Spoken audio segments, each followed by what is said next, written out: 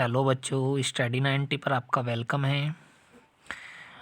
बच्चों, हम क्रिया चैप्टर पढ़ रहे हैं और हमने थोड़ा चैप्टर पढ़ चुके हैं, यानी कि कुछ हम पढ़ चुके हैं और जो बाकी आगे का है वो आज जानेंगे। हम जान चुके हैं बच्चों, अपनी पिछली क्लास में हमने कहाँ तक जाना था। हमने जाना था क्रियाएं। तो आज हमारी कौन सी क्रिया चलेगी? आज हमारी चलेगी प्रेरणार्थक क्रिया। कौन सी चलेगी? प्रेरणार्थक क्रिया। कॉन्सेटिव वर्ब क्या होगी? कॉन्सेटिव वर्ब।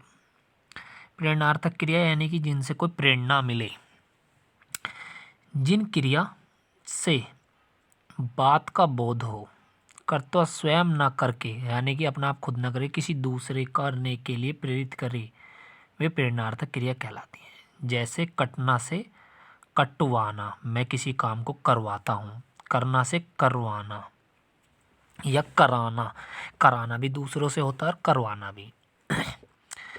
आगे चलते हैं। आगे जैसे एक अन्य उदाहरण हो रहा है, किस प्रकार है वो? इस प्रकार है। मालिक नौकर से कार साफ करवाता है।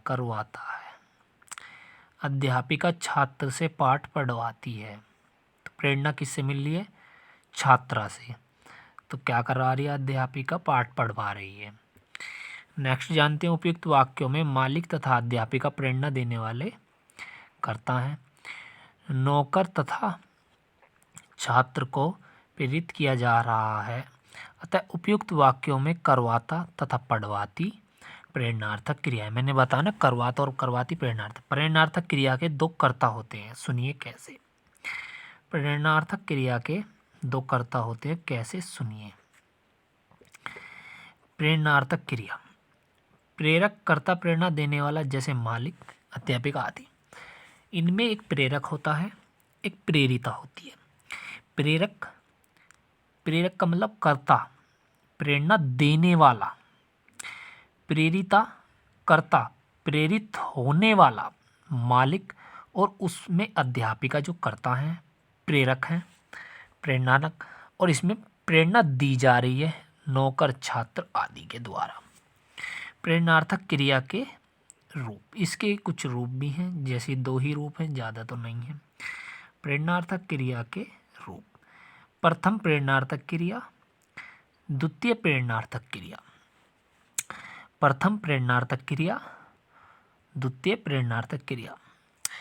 बच्चों, क्लास को आप UPSI, all constable, other exam के लिए आप बिल्कुल सूटेबल क्लास है।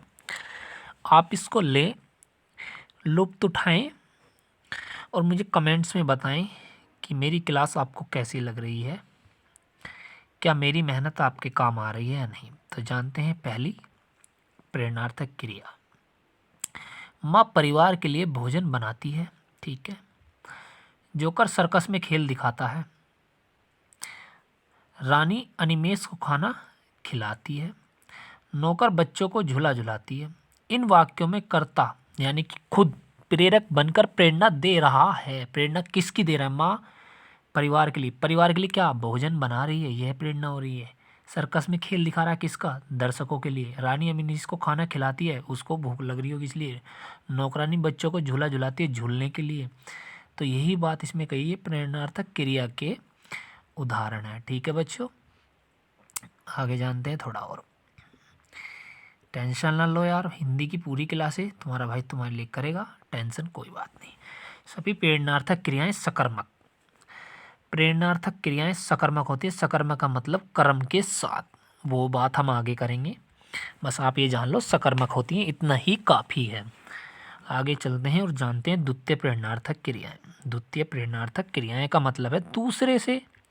प्रथम का मतलब अपने आप से, द्वितीय मतलब दूसरे से। जैसे माँ पुत्री से भोजन बनवाती है, तो माँ प्रथम होगी और पुत्री से द्वितीय होगी। पुत्री से क्या बनवाती है? भोजन बनवाती है। जोकर सर्कस में फर्स्ट होगा, ये मतलब पहला हो गया। हाथी से दूसरा हो गया, कर्तव्य दिखवाता है। राधा अनिमेष को खाना खिलवाती है। माँ नौकरानी से बच्चों को झूला झुलवाती है, तो ये दूसरा हो गया। आगे जानते हैं, माँ नौकरानी से झूला झुलवाती है, ठीक है। आगे जानते हैं, इन वाक्यों में कर्ता स्वयं, मतलब जो अभी पढ़े हैं आपने उदाहरण, उन वाक्यों में इनमें इनमें स्वयं ना करके किसी दूसरे पर निर्भर है तो उसे द्वितीय प्रेरणार्थक कहते हैं। यही बात यहाँ पर लिखी है बच्चों। ठीक है, प्रेरणार्थक क्रिया और द्वितीय प्रेरणार्थक दोनों में क्रिया एक ही हो रही है। हाँ, एक ही होती है, क्रिया एक ही होती है, परंतु उनको करने और करवाने वाले कर्ता अलग अलग हो जाते हैं। जो करता है, जो खुद करता है उसे फर्स्ट कहते हैं, और जो दूसरे से करवाता है उसे द्वितीय प्रेरणार्थक। बस इतना ही सिंपल और साधारण क्लासेस के प्रथम प्रेरणार्थक। प्रथम प्रेरणार्थक क्रिया प्रत्यक्ष होती है तथा द्वितीय प्रेरणार्थक क्रिया अप्रत्यक्ष होती है। इसे छोड़ दीजिए आप। याद रखने वाली बात यह है कि अकर्मक क्रिया प्रेरणार्थक होने पर भी सकर्मक लेने वाली हो जाती है। जैसे राम लजाता है वह राम को लजवाता है। जाने आगे के उदाहरण। प्रेरणार्थक क्रियाएं सकर्मक और अकर्मक दोनों क्रियाओं से बनती है। सकर्मक यानी कि कर्म के साथ, अकर्मक यानी कि कर्म के बिना। ऐसी क्रियाएं हर स्थिति में सकर्मक रहती हैं। जैसे मैंने उसे हंसाया, मैंने उसे किताब लिखवाई। पहले में कर्ता अन्य कर्म को हंसाता है, यानी कि किसी और को हंसाता है, कर्म ये है उसका। और दूसरे में कर्ता दूसरे को किताब लिखवाने की प्रेरित करता है। इस प्रकार हिंदी में प्रेरणार्थक क्रियाओं के दो रूप चलते हैं। प्रथम में ना का और द्वितीय में ना वनवाना का प्रयोग होता है। हंसाना, हंसवाना। प्रेरणार्थक क्रियाओं के कुछ नीचे उदाहरण हैं जो चार्ट डायग्राम के रूप में आपको मिलेंगे। ये मूल क्रिया उठना, प्रथम में उठाना और द्वितीय में उठवाना। इसी तरह उड़ना, उड़ाना, उड़वाना। चलना, चलाना, चलवाना। देना, दिलाना, दिलवाना। जीना, जिलाना, जिलवाना। फर्स्ट और सेकंड आप जानते चलो। अब जानते हैं अगले। लिखना, लिखाना, लिखवाना तीसरे से। जगना, खुद, जगाना दूसरे को, जगवाना दूसरे के द्वारा। सोना, सुलाना, सुलवाना। पीना, मैंने पिया।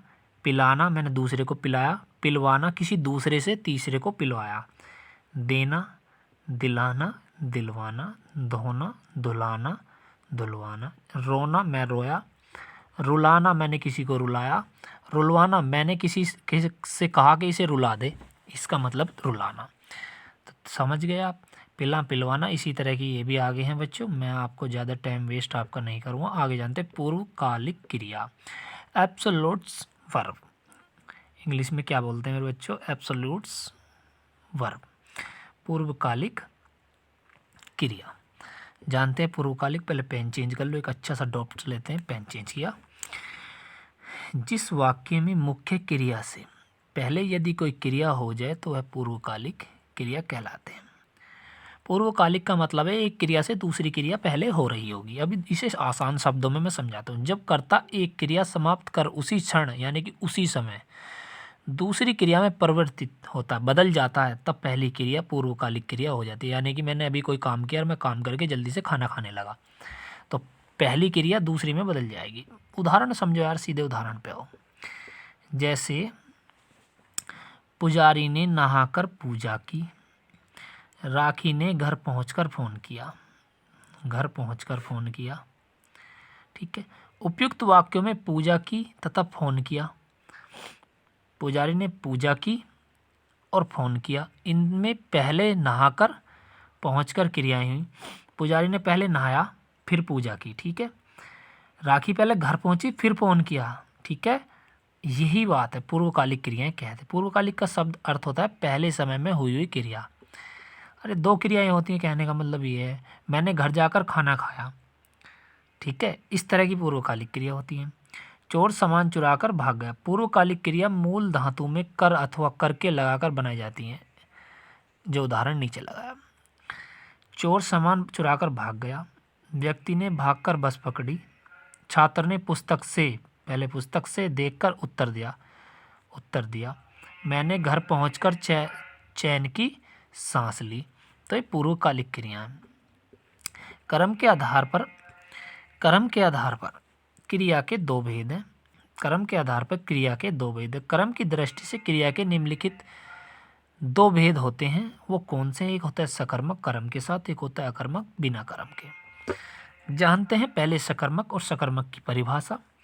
वाक्य में जिस क्रिया के साथ कर्म भी हो तथा उसे सकर्मक क्रिया कहते हैं, मैंने बता दिया। हम इसे भी कह सकते हैं कि सकर्मक क्रिया उसे कहते हैं जिसका कर्म हो या जिसके साथ कर्म की संभावना हो, अर्थात जिस क्रिया के व्यापार का संचालन तो कर्ता से हो पर जिसका फल या प्रभाव किसी दूसरे व्यक्ति पर, वस्तु अथवा कर्म पर पड़े।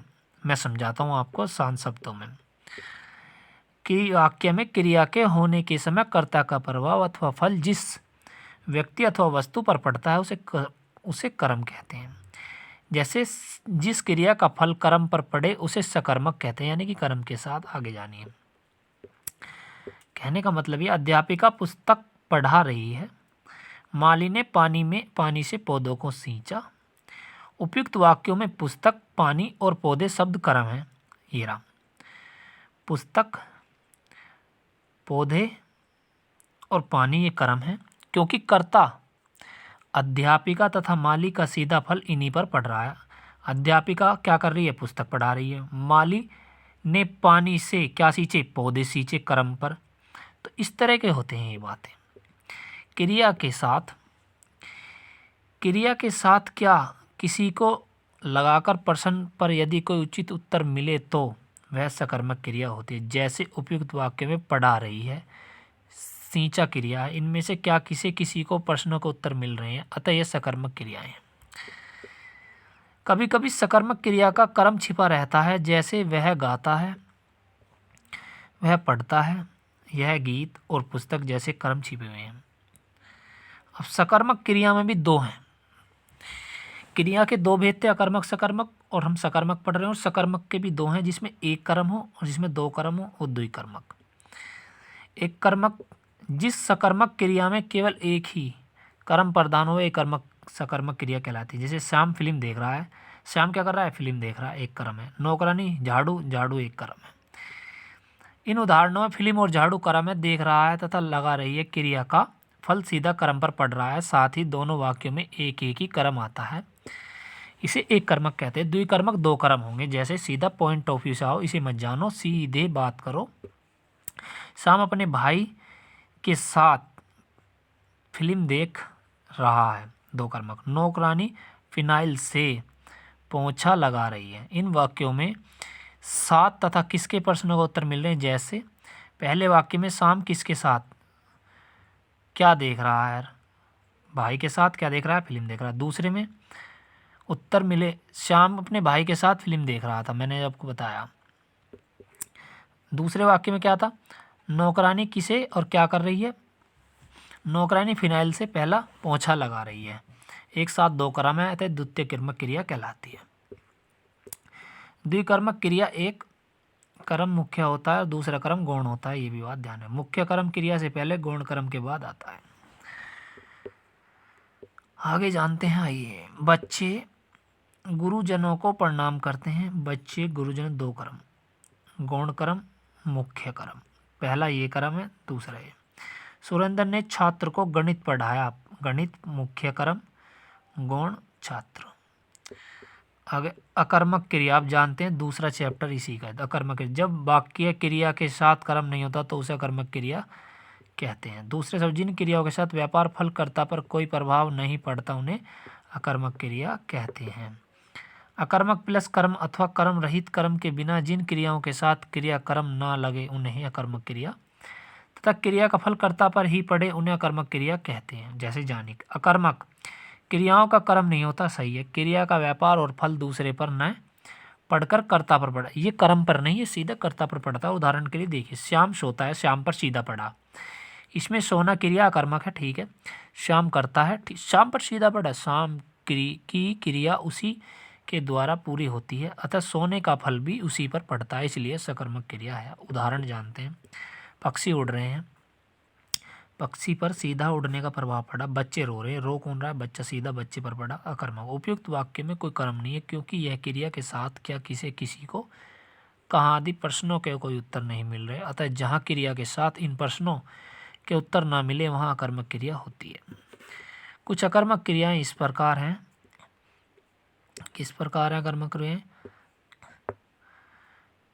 तैरना, जैसे शॉर्ट की दृष्टि से हम क्या, तैरना, कूदना, सोना, ठहरना, उछलना, मरना, जीना, बसना, रोना, चमकना इत्यादि। सकर्मक और अकर्मक क्रियाओं की पहचान, मेन पॉइंट ये था आपके लिए जो याद करने वाला था, सकर्मक और अकर्मक क्रियाओं की पहचान। सकर्मक और अकर्मक क्रियाओं की पहचान क्या है? किसी या किसी को आदि प्रश्न करने से होती है। यदि कुछ उत्तर मिले तो समझ लेना चाहिए कि क्रिया सकर्मक है। अगर कहीं पर ये उत्तर आए, ये तीनों आ जाएं, तो आप समझ लेना कि वहाँ सकर्मक है। और यदि ना मिले तो अकर्मक होगी। और ना हो तो, जैसे राम फल खाता है, ये अकर्मक है।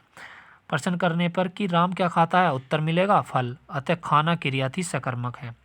यह राम खाता है, फल सकर्मक है। नेक्स्ट जानते, सीता रोती है, सीमा रोती है। इस प्रश्न में पूछा जाए कि क्या रोती है, तो कुछ भी उत्तर नहीं मिलेगा, अतः इस वाक्य में रोना क्रिया अकर्मक है। ठीक है गाइस। उदाहरण, मारना, चढ़ना, खाना, इन वाक्यों में क्रिया किसे लगाकर प्रश्न किए जाएं तो इन्हें उत्तर होंगे।